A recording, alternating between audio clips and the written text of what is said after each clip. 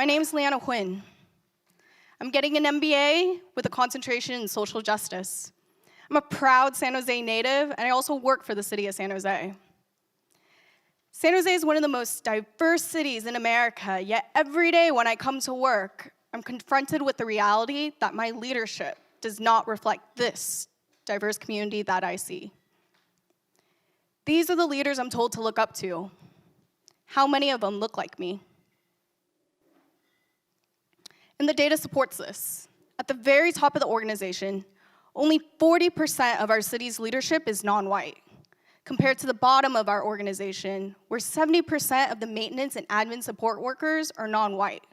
For a city whose population is 67% non-white, we can't ignore that this is structural racism. Race should not be a predictor of success or access to jobs, and yet in San Jose it is. Justice can begin by closing the gap of opportunity. On one side, we have a diverse community, yet predominantly white leadership. And on the other, we have a retiring workforce opening up many positions for new talent to come in. We must close the gap of opportunity and advance minorities into leadership positions. My capstone is Minorities Advancing in Public Service, or MAPS.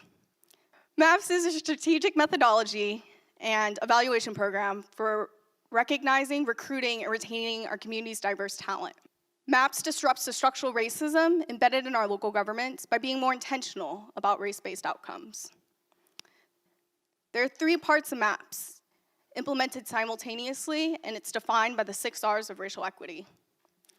In the first part, we must recognize the structural racism embedded in our local governments and review the data and resources.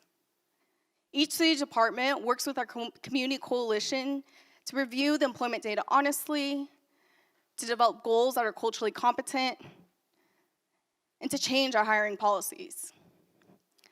In the second part, we change our recruitment practices to create a more inclusive and respectful workplace for non-whites. Racially diverse hiring panels are instituted, and all city departments are required to complete racial equity, diversity, and inclusion training. In the last part, we create support services to retain our talent and reinvest in what works.